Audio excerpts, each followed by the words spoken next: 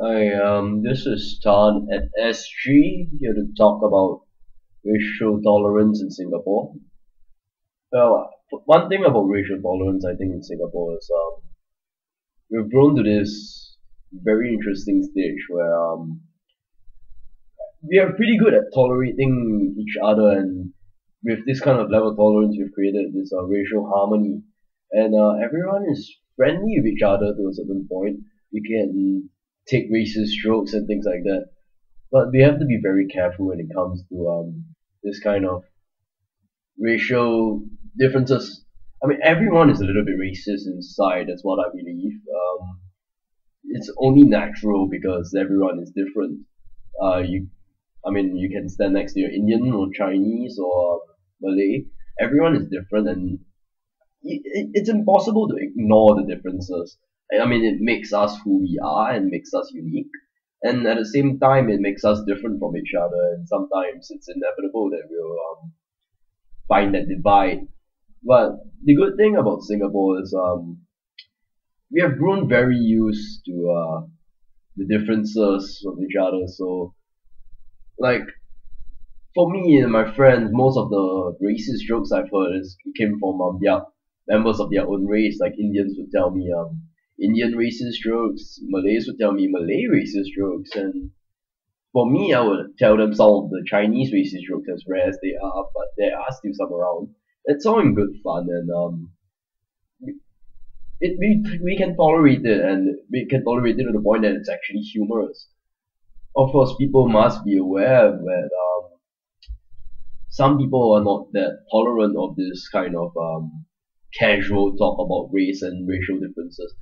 So I guess this is where tolerance comes in very strongly. Like sometimes you have to understand that these young people are out with their friends and like they don't mean any malice in their little play with the different races.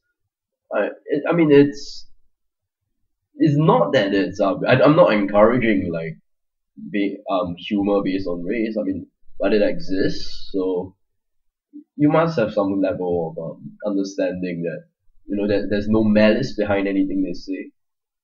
I think that's one of the most important things. Like when you look at someone of a different race, you tolerance and racial harmony comes from the fact that you may view them differently, but you have nothing against anyone different from you. You do not put anyone of a different race at a disadvantage in any way, something like that.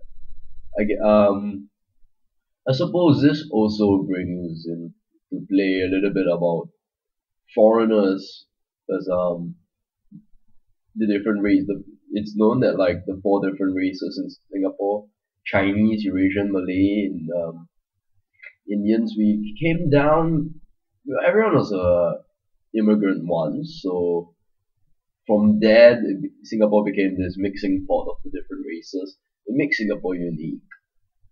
We, I mean, the foreigner issue is very iffy because on one hand, Singapore is supposed to be receptive of foreign talents, foreign influence. It comes in to help our economy. On the other hand, sometimes there's just way too many. I mean, like I'm sure it's very common right now that when on the internet we see a lot of comments from Singaporeans about how the buses are filled with foreigners and not our own people.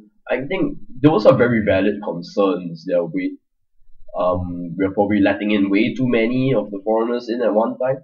I think one very important thing about how the various races come to tolerate each other in Singapore is integration. We've lived together for so long and we have integrated into this very strong society where everyone's different, but we are all still Singaporean. The big influx of foreigners probably upsets that balance and it makes it a little bit difficult to tolerate. It's very difficult to tahan so many of them coming in. But Singapore is still Singapore is an all-inclusive society. We cannot just ignore and discriminate and throw these foreigners off. I mean, they are already here, so we probably have to make the best of it. what I feel is it is not right to like generalize and throw all these foreigners together like wow, all the Banglas are like this and like that, all the Chinese from China are like this and like that. No, I don't think that's right. It's probably a lot more fair if you judge them individually. Uh like I mean I have many Chinese friends. They are very friendly and they have come here to study. I mean after a while they don't seem that much different from the local Chinese and they integrate fairly well.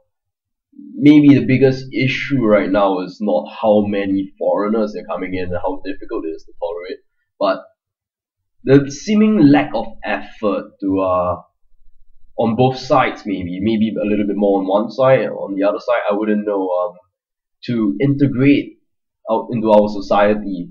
Maybe like when there are way too many Chinese from China coming in, and they don't really integrate very well because of the big volume.